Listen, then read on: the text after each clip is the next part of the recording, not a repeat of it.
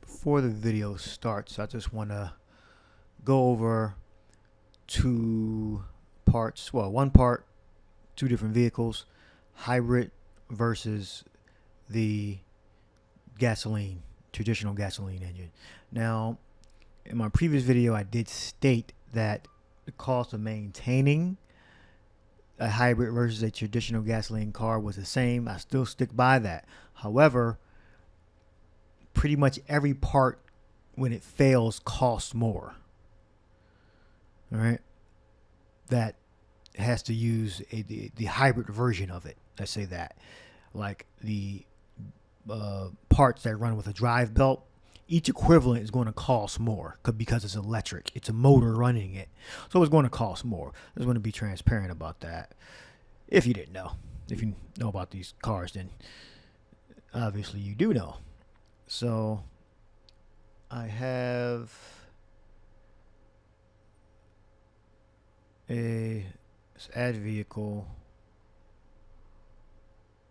I have the hybrid already up. Let's do same model year. And it's going to go for the regular gasoline car. Come on, Toyota.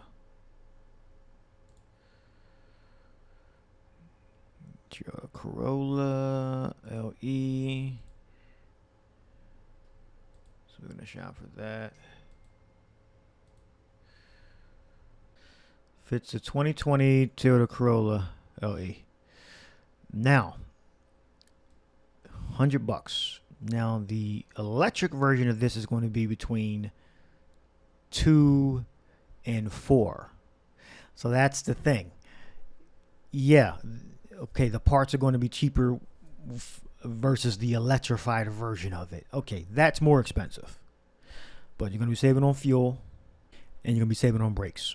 And you'll be able to go farther. So that's a trade-off. For my research, the electric water pump lasts 100,000 miles. Mine lasts over 481,000 miles. And I'm getting intermittent connection. That's what the video's about, because the code's not reappearing. You'll see in the video. Enjoy the video. So I was getting some codes on the way to work.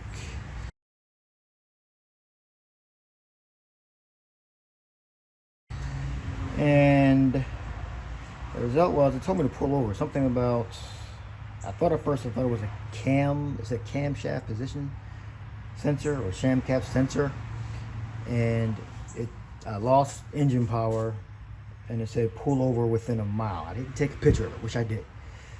But I did take a picture of the scan tool data, the scan tool code on my D7X tool.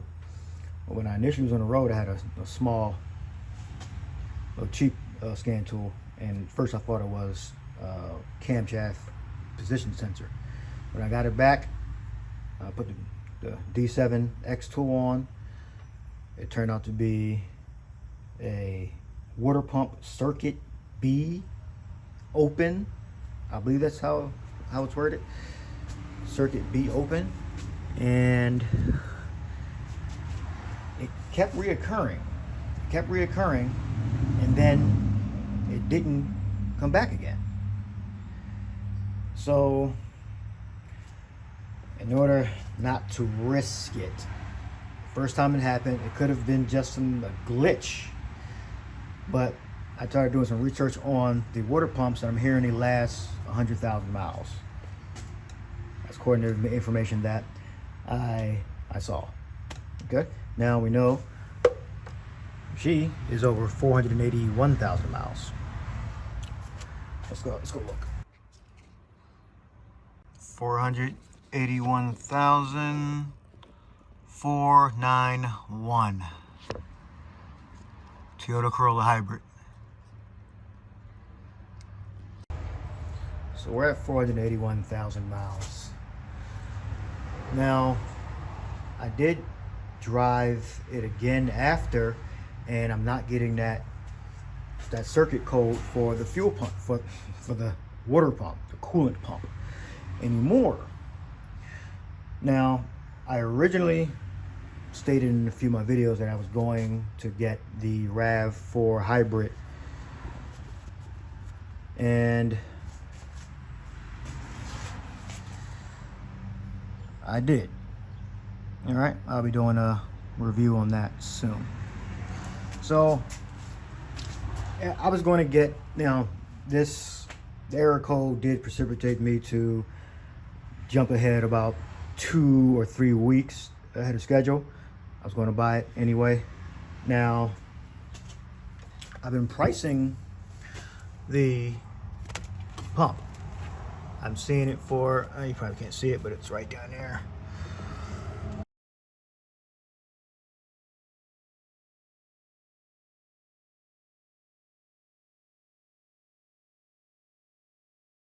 Between $366 and $417 from online to the dealer.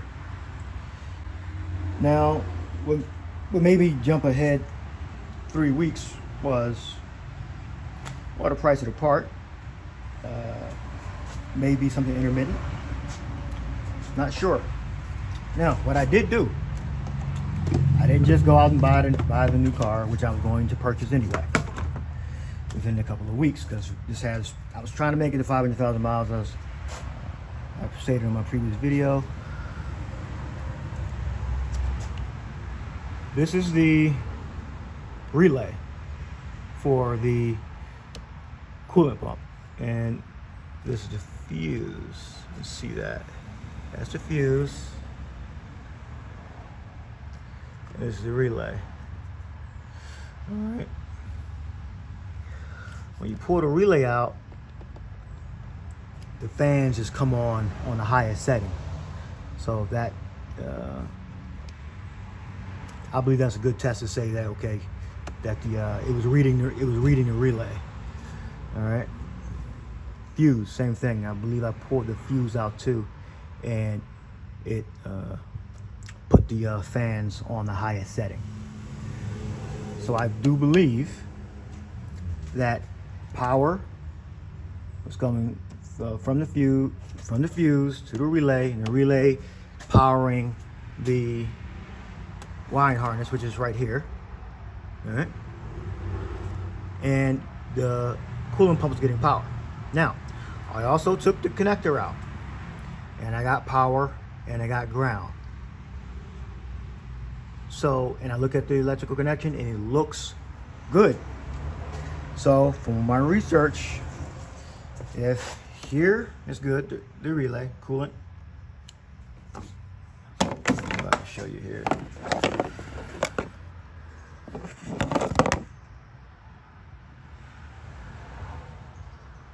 Oh, wait a minute. I pulled that out. I was supposed to pull this one out. Supposed to pull that one out. All right. But either way, well, see here, made a mistake. But either way, I was getting 12 volts at the connector. So I didn't just rely on the relay and the fuse. I did pull the connector out and I got 12 volts. So I did pull the wrong fuse. I pulled this fuse, which is here. Like I said, ignition, IGCT. IGCT. I'm not sure what that is. All right. But I was looking for this, which is the blue one. Engine W pump, water pump, which is the blue one. All right. And we can see that. All right. So I did pull the wrong fuse. Well, wrong relay. All right, by the way, even if I pulled the wrong one, I got 12 volts at the connector, and I got a ground at the connector. All right, so that was my diagnostic process. I didn't just rely on the fuse and the relay. I did check for power and ground at the device. All right, so on the way to work, the dash read pull over immediately. Something wrong with the hybrid system. right? It's a lot of things when you pull fuses to fans and relays, it'll automatically talk about the hybrid system, even though there may be nothing wrong with the hybrid system. That's just normal, right? Because all the systems have to talk to each other so the engine can start, stop, charge the battery properly. So everything's connected, all right? Or at least most things are interconnected, the different systems in the car, all right? So let's do that. Let me verify that so I can show you that I am getting power and ground at the wiring harness. Yeah, before I take it off, I'm gonna see if you can see that down there. It's the green and white connector right there. See that? That's the pump.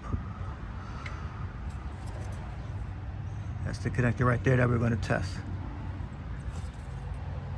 That may be intermittently, working. So I really can't take the chance saying this was my only vehicle. The amount of distance I drive, so I went and got the RAV4 hybrid. I'll be doing a review on that.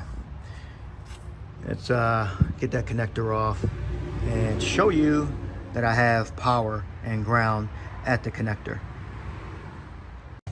All right, to move this out the way to get to the connector, I just removed that screw right there and just one more, I don't know if you can see that, right there. All right, so that one and that one. And let me see if I can move it. See it. See it move it? All right, so, and I got to the connector now. End of this was taped to another part of a wiring harness. Well, part of this splits off. It's for the coolant pump. All right, so from what I researched, what was it? The middle one was power, and the bottom right was the ground.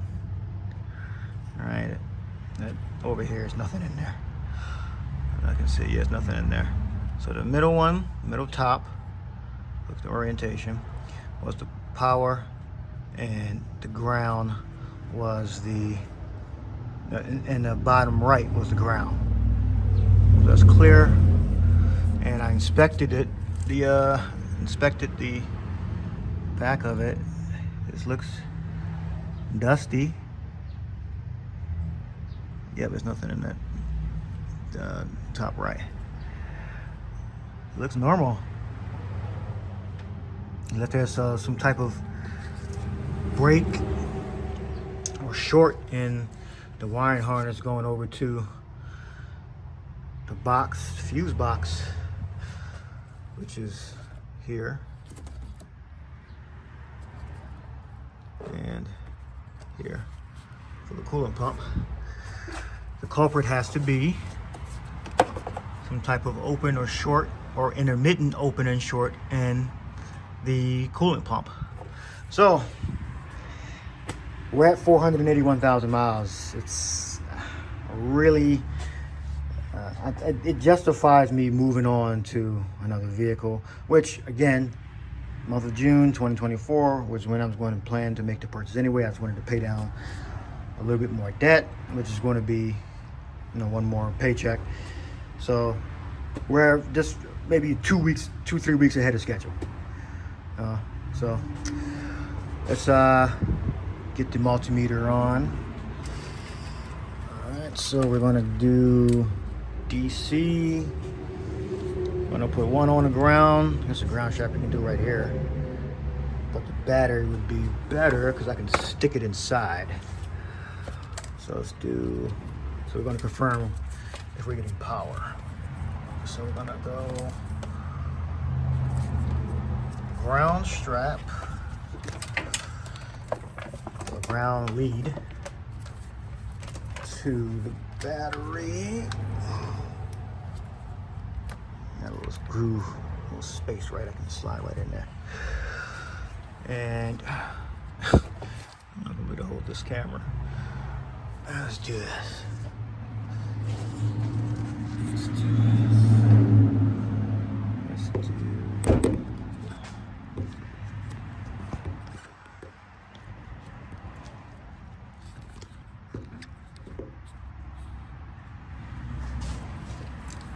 Can we see it?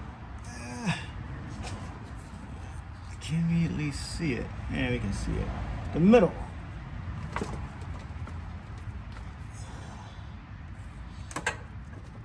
Wait a minute, the car's not on. The car is not on. Let's go turn the car on.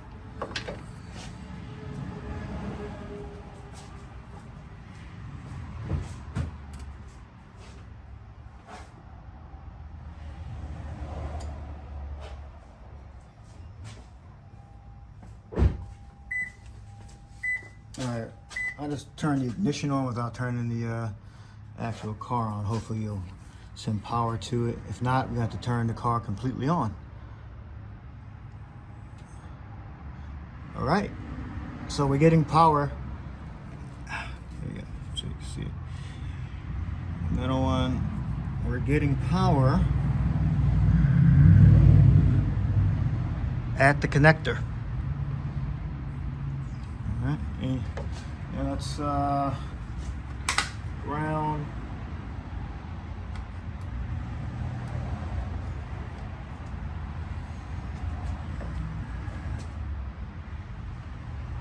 Well, we're gonna do continuity for the ground. Let's do continuity for the ground. Let's get off the battery. Let's go the ground strap that was right here. It's a ground strap right here. See that? And we're gonna lean it on there. And we're gonna go.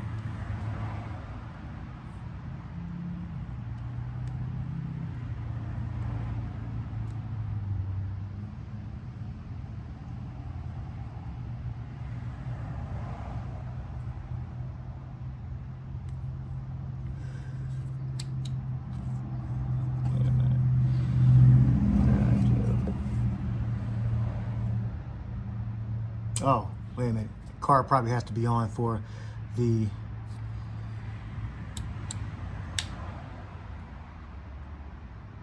computer to ground it. It's probably a computer controlled ground. That's probably switched by ground. So we gotta turn the car on, but everything's gonna shake. Okay. Let's not have any accidents here.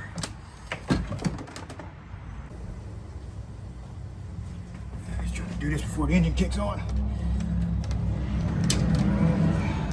For the engine kicks on. You can see continuity.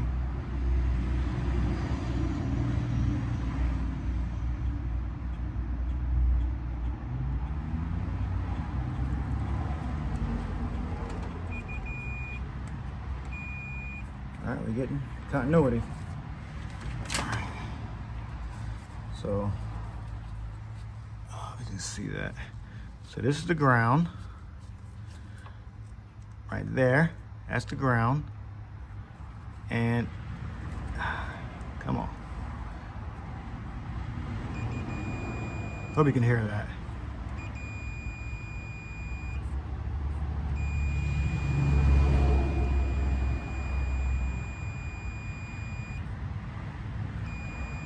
So we're getting power and ground.